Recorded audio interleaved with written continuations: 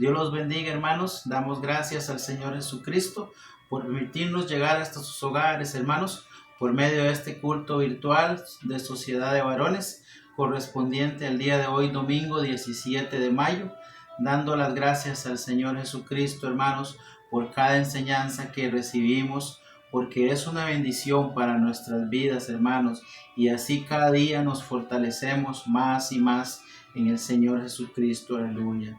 Bendito Dios, aleluya, por darnos esa fortaleza, hermanos, de seguir adelante por este medio, amén. Gloria a Dios, Dios me los bendiga. Y hermanos, así con este espíritu los invito a que leamos la lectura bíblica correspondiente al día de hoy en el libro de Apocalipsis capítulo 10, hermanos, amén.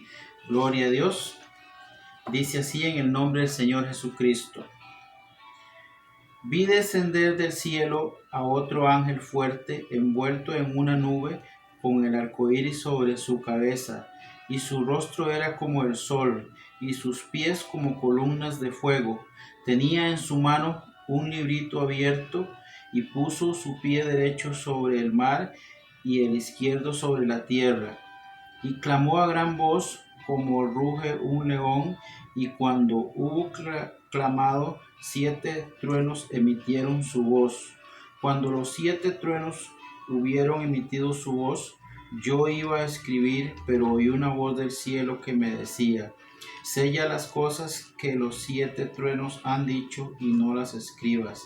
Y el ángel que vi en pie sobre el mar y sobre la tierra levantó su mano al cielo y juró por el que vive por los siglos de los siglos, que creó el cielo y las cosas que están en él, y la tierra y las cosas que están en ella, y el mar y las cosas que están en él, que el tiempo no sería más, sino que en los días de la voz del 7º ángel, cuando él comience a tocar la trompeta, el misterio de Dios se consumará, como él lo anunció a sus siervos los profetas.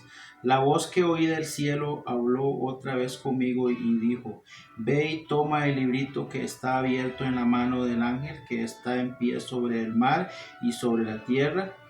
Y fui al ángel diciéndole que me diese el librito, y él me dijo: toma y cómelo, y te amargará el vientre, pero en tu boca será dulce como la miel. Entonces tomé el librito de la mano del ángel y lo comí, y era dulce en mi boca como la miel, pero cuando lo hube comido, amargo mi vientre. Y él me dijo: es necesario que profetices otra vez sobre muchos pueblos, naciones, lenguas y reyes. Gloria a Dios, hermanos, aleluya. Gracias, Señor Jesucristo, aleluya. Te alabamos, Dios, aleluya, porque eres grande y maravilloso, Jesús, aleluya. Porque nos instruyes, Señor, porque nos enseñas día con día, Padre mío. Aleluya. Bendice tu pueblo en esta tarde, Señor Jesucristo. Y bendice tu palabra, Señor mi Dios. Aleluya. En el nombre de Jesús. Aleluya. Gracias, Señor. Aleluya. Amén, hermanos. Y con este espíritu, hermanos, invitamos a nuestro hermano Bosco, amén, que nos trae la enseñanza del día de hoy, amén, hermanos, sobre los 400 años de silencio, aleluya. Bienvenido, hermano Bosco, Dios lo bendiga, amén, gloria a Dios, aleluya. Señor les bendiga, hermanos varones. Les saluda el hermano Bosco, continuando con nuestra enseñanza de Escuela Dominical de Desarrollo Político, Social y Religioso de los 400 años de silencio, de esta serie que, como se lo Iván, ya hemos comenzado hace como 4 domingos, si no me equivoco. A mí me tocó hablar anteriormente acerca de los fariseos, de los saduceos y un poquito de relación con los escribas. En esta ocasión me toca hablar un poco acerca de lo que es la sinagoga y el Sanedrín. Son 2 instituciones interesantes acerca de el pueblo de Israel. Podemos decir que es un poco de la influencia religiosa política que tenían estas dos instituciones y vamos a hablar un poquito más de eso para que podamos aprender un poco más de la palabra de Dios. Amén.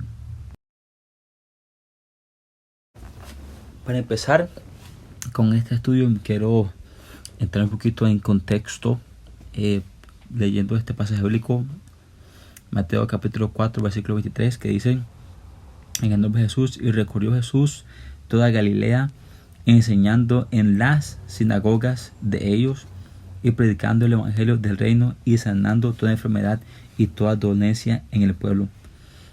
Es interesante a este punto, ¿verdad?, que estamos leyendo este pasaje bíblico, de que ya estaban establecidas las sinagogas, muchas sinagogas en el tiempo de Jesús en la región de Galilea. Y dice que Jesucristo recorrió probablemente a pie toda Galilea, ¿verdad?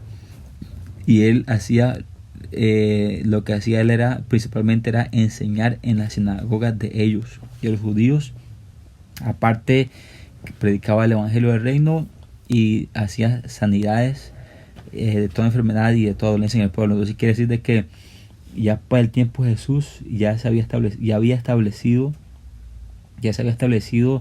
la sinagoga como un centro de enseñanza de la palabra de Dios, por así decirlo, ¿verdad?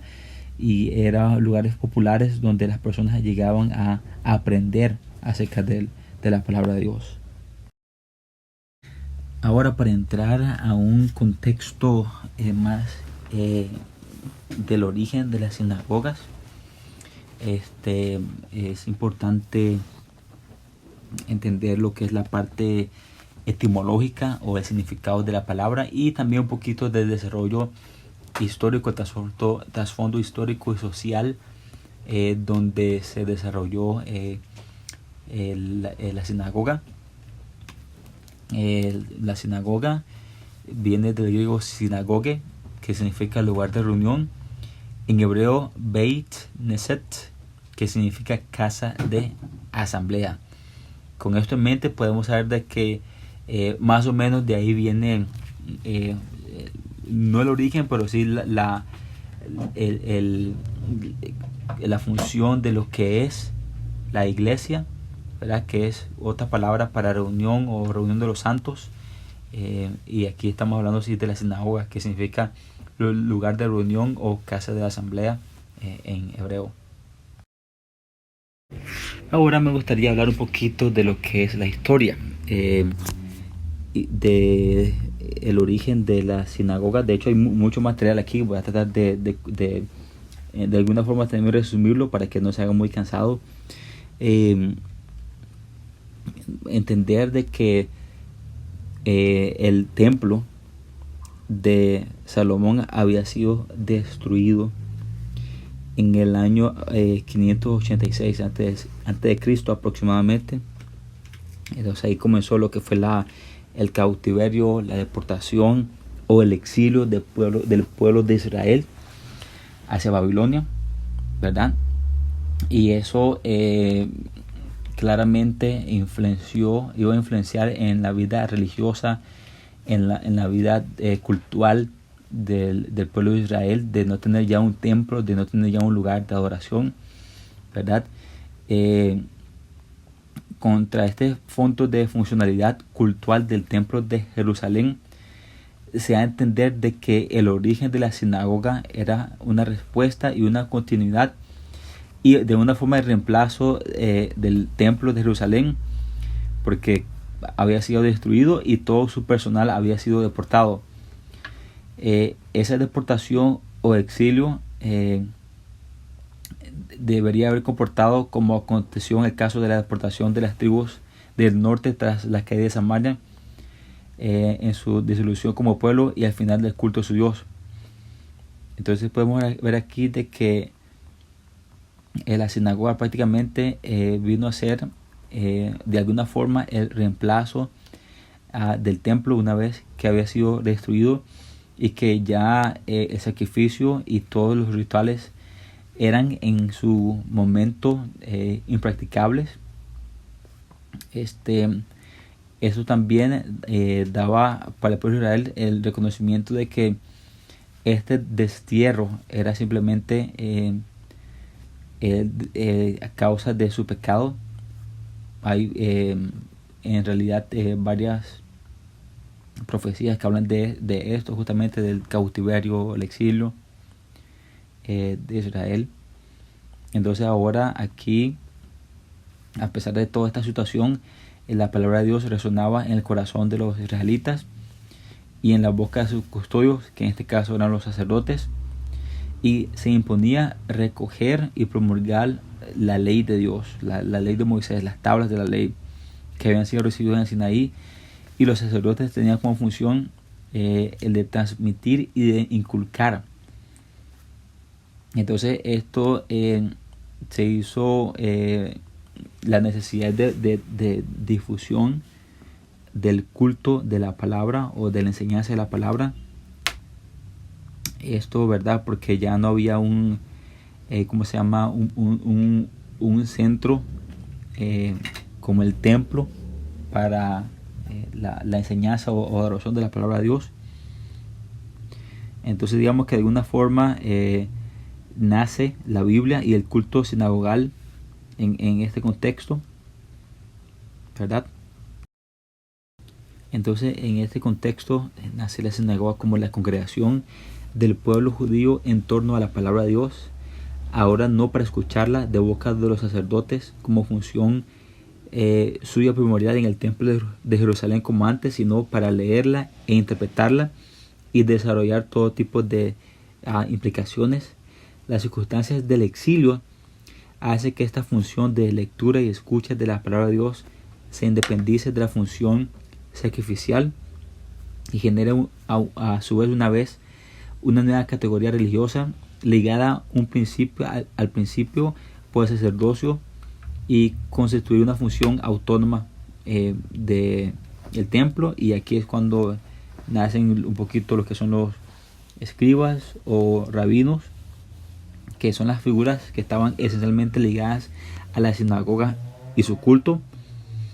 La figura tipo y prototipo de esta función de su inicio es Esdras, que fue un sacerdote y escriba experto en los preceptos del Señor y en sus mandatos hacia Israel.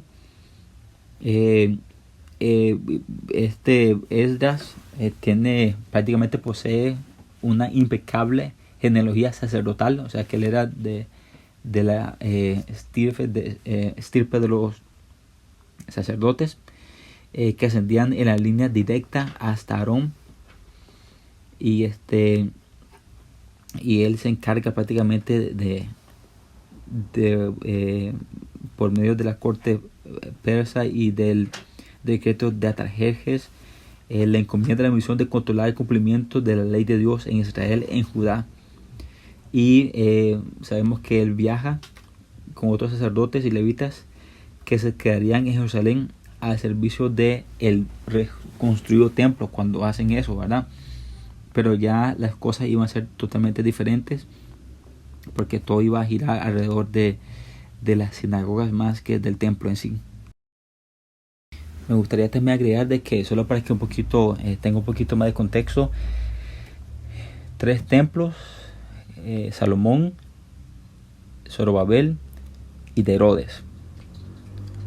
Existieron 3 templos en el pueblo de Israel. Uno construido por Salomón, la reconstrucción de Zorobabel, y el templo de Herodes, que le llama también, que fue una manera de cómo él ganarse el favor de los judíos para reconstruir el templo, para que ellos dijeran, bueno, este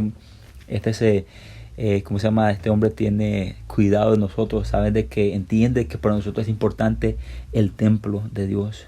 Y es algo también que me gustaría agregar para que usted vaya entendiendo también un poquito cómo por otras partes, ya más cercano al tiempo de Jesús, se desarrolla también esa parte,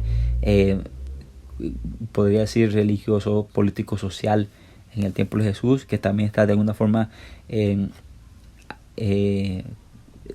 vinculado con el desarrollo de la sinagoga. Continuando aquí, entonces tenemos que sinagoga es concurrencia, asamblea.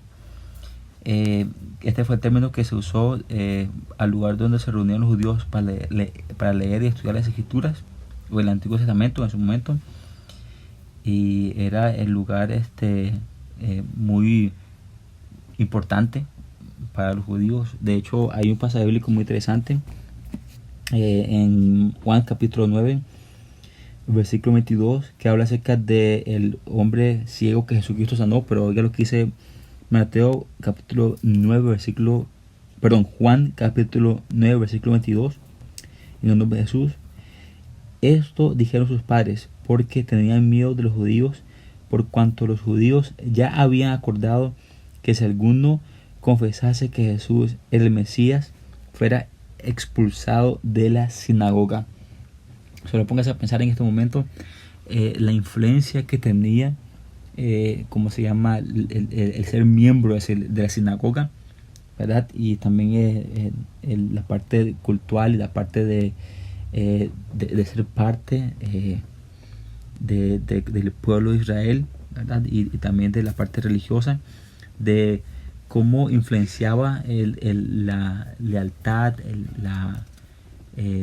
reunirse para los judíos de esa época.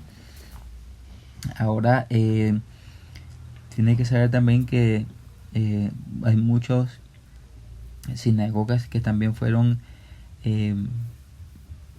construidas, erigidas fuera de Israel.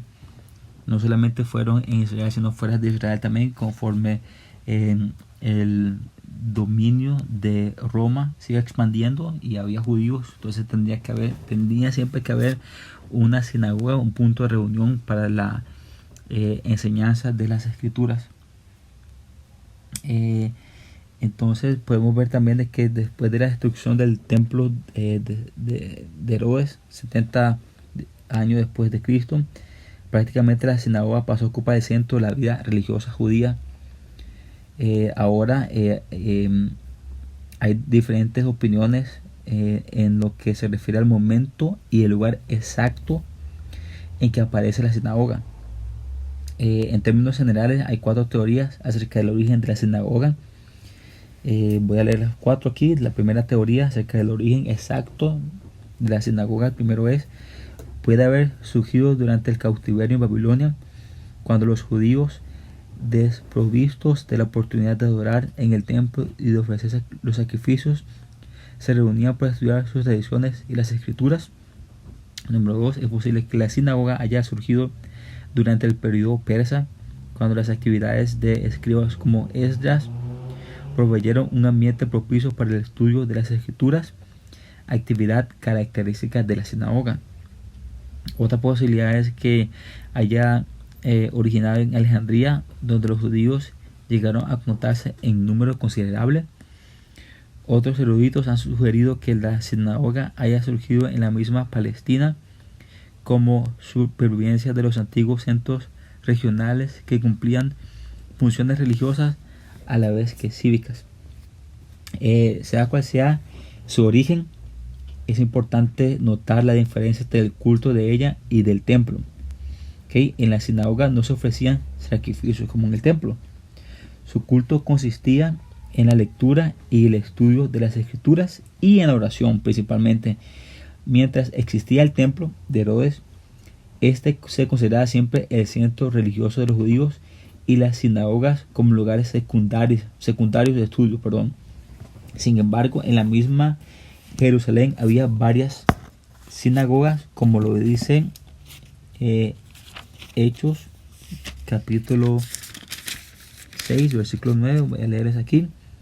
Entonces se levantaron unos de la sinagoga llamada de los libertos y de los de Cirene, de Alejandría y de Cilicia y de Asia, disputando con Esteban.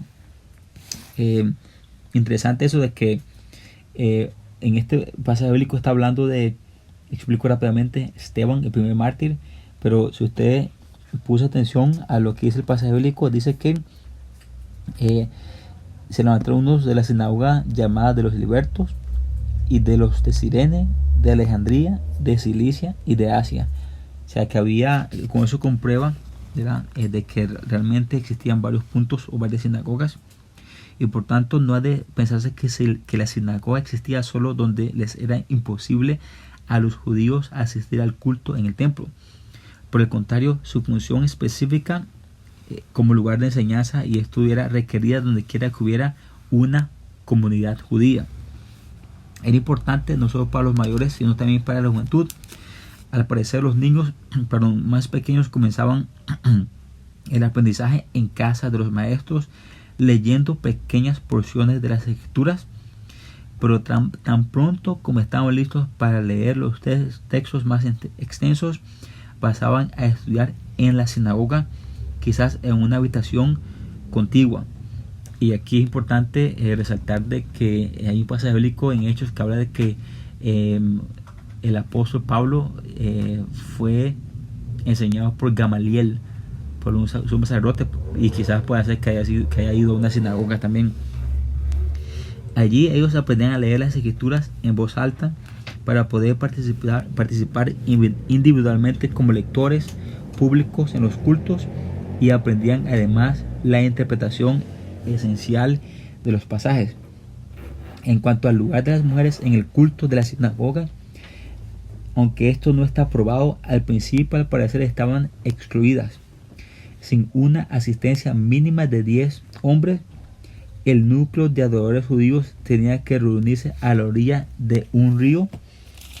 Ejemplo de esto lo encontramos en Hechos capítulo 16, ya le voy a decir el versículo bíblico 16 y el versículo 13 dice: y un día de reposo salimos fuera de la puerta junto al río donde solía hacerse la oración, y sentándonos hablamos a las mujeres que se habían reunido.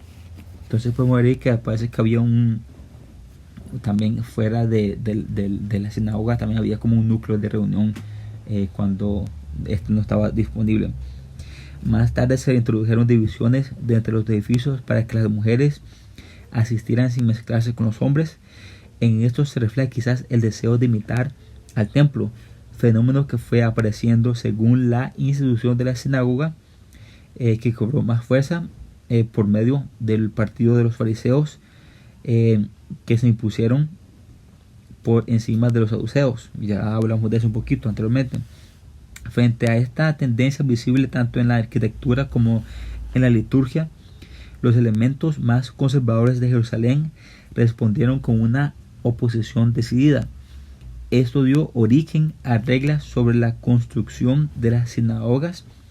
Por ejemplo, prohibían imitar la arquitectura del templo, pero la posición de los conservadores estaba destinada al fracaso, pues con la destrucción del templo, la sinagoga quedó como único centro religioso de un judaísmo cada vez más disperso. En los grandes centros de población, por ejemplo en Jerusalén y Roma, donde los arqueólogos han llegado, han encontrado 13 sinagogas. Varias agrupaciones de judíos montaron independientemente sus sinagogas. Hay que entender también que la sinagoga era una institución laica que no tenía jefe ni presidente, y el principal el principal de la sinagoga, una palabra griega es arisinagogos, eran sacerdotes o fariseos. Aquí estoy hablando un poquito más o menos de lo que es el orden. Había un principal, había un ministro que era el que velaba por el orden del culto, la lectura y la explicación de las porciones asignadas de la ley y de los profetas, ¿verdad? Y esto no estaba asignado a ningún partido religioso, o sea, estaban todos mezclados, saduceos, fariseos y también los que no eran.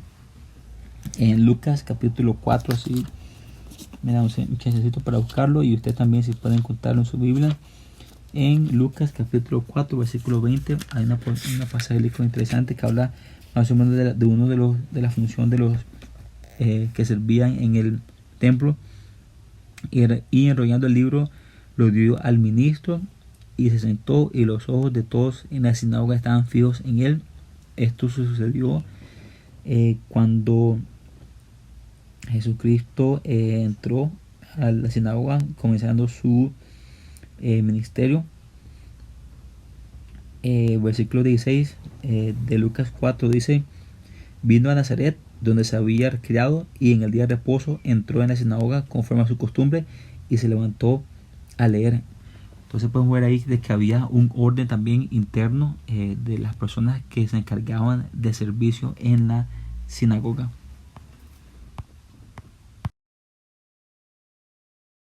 Otra de las funciones importantes que tenían las sinagogas eran un centro de propaganda monoteísta, o sea, la creencia de un solo Dios, único Dios, o la unicidad, en el caso de nosotros, como lo llamamos nosotros.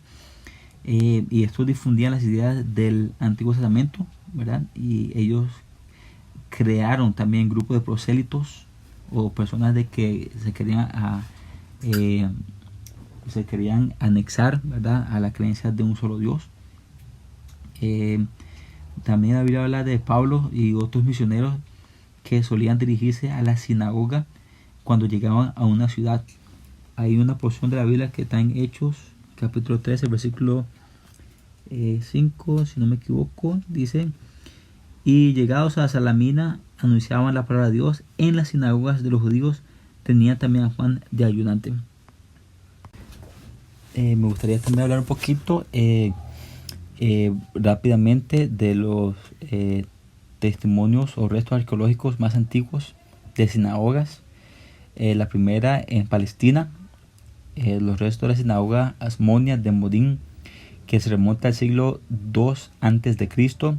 De esta misma época aproximadamente datan los restos de las pequeñas sinagogas herodianas de Masada y el Herodium. Un poco posteriores son probablemente los restos de la supuesta sinagoga de Jericó, que fueron encontradas aproximadamente fueron construidas entre 70 y 50 años antes de Cristo, incluida en el palacio asmoneo de invierno. Presenta múltiples espacios, incluido el baño ritual. De época más tardía es ya la sinagoga de Nabiruya, que se cree que fue construida 3 años antes de Cristo, o 3 siglos antes de Cristo. Fuera de Palestina, las excavaciones arqueológicas han sacado a luz los restos de 2 sinagogas por debajo de las sinagogas de Policarmos en Estobo y Macedonia. Las más antiguas en este ámbito corresponden al siglo IV o III antes de Cristo, según la datación arqueológica.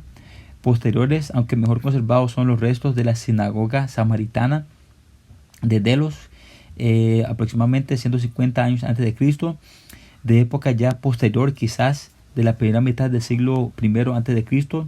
Posterior de Cristo son los restos más antiguos de la sinagoga de Ostia, Italia, por debajo de la estructura bien visible, al siglo IV, época a la que pertenece también la sinagoga de Sardis, de Asia Menor, y de Naro, de norte de África.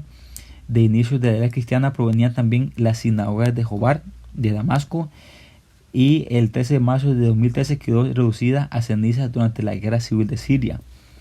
Entonces pueden ver aquí de que, en resumen, el origen de la sinagoga está íntimamente ligado al de la Biblia o a la lectura de las Escrituras. La compilación de esta surge de la primera congregación de todos los testigos portadores de la tradición hebrea, es decir, sacerdotes o los hijos de los profetas, reformadores deuteronomísticos y reyes, los cuales salvaron en su memoria y tal vez en textos parciales la historia de su pasado, y estos adquirieron el privilegio de tener la palabra de Dios, y por medio de esto la enseñanza de la palabra de Dios también hasta digamos en cierta forma hasta nuestros días también. Con esto voy a concluir.